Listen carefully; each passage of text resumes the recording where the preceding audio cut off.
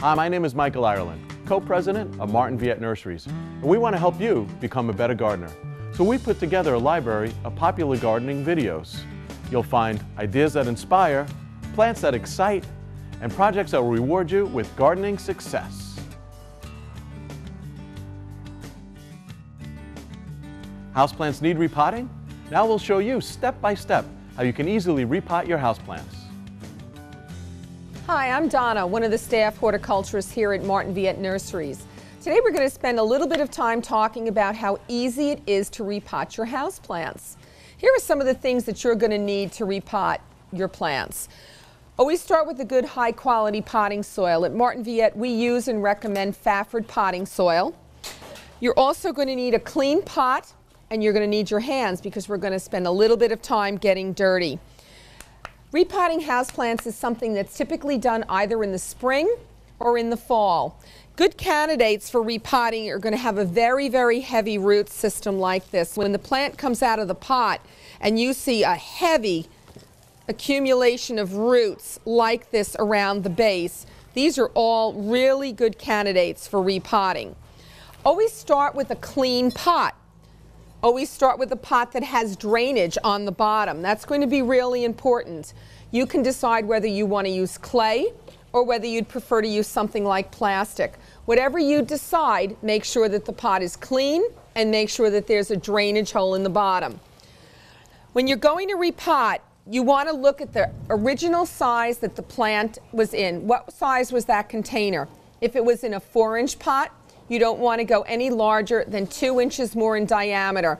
So this was growing in a 4. We're going to pot this one up in a 6.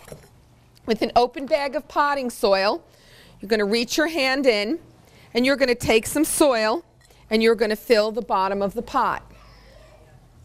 With the plant in hand, we want you to tease out some of the root system on this. This is a spathiphyllum. This is a really good example of a plant that's got a very, very heavy root system. So what we want to do is we want to tease out these roots and we want to loosen them up so they know to start to establish in the new soil. You can see here I've taken these roots and I've really teased them apart. Holding the plant in your hand, you're going to set it in the pot. And you want to make sure that as you're holding it, that you bury it no deeper than the original level of the soil. Take some potting soil, fill the sides, and press down to remove any air gaps that might exist in the soil. And go ahead and once again press the soil around the sides. Once you've done your repotting, you can see that I've not changed the original height. The planting depth is intact. And this plant now is ready to be watered. Take your watering can and you want to water thoroughly so it runs out the bottom of the hole. It'll take a few minutes because that new soil has got to settle. And when it's finished and the water comes out, you want to make sure that you empty the saucer and that you don't leave any remaining water in the saucer. If you're using a plastic pot, you want to make sure also that it has drainage. This is a clean pot.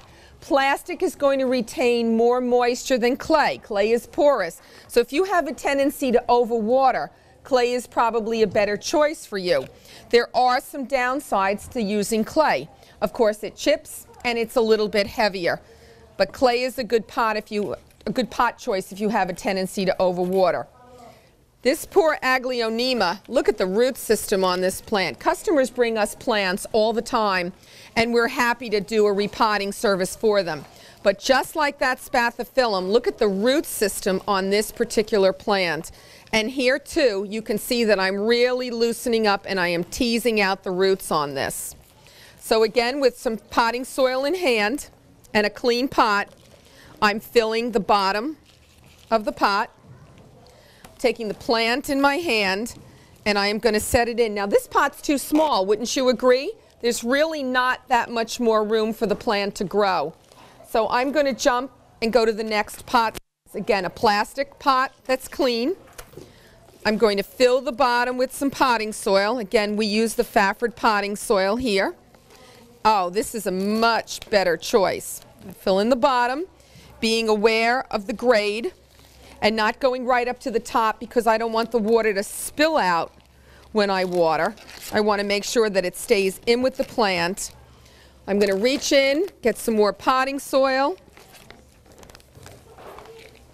Keep the bag of potting soil open and handy so you can just reach in and take the soil that you need. And again, now you're going to start to firm the loose soil around the root ball.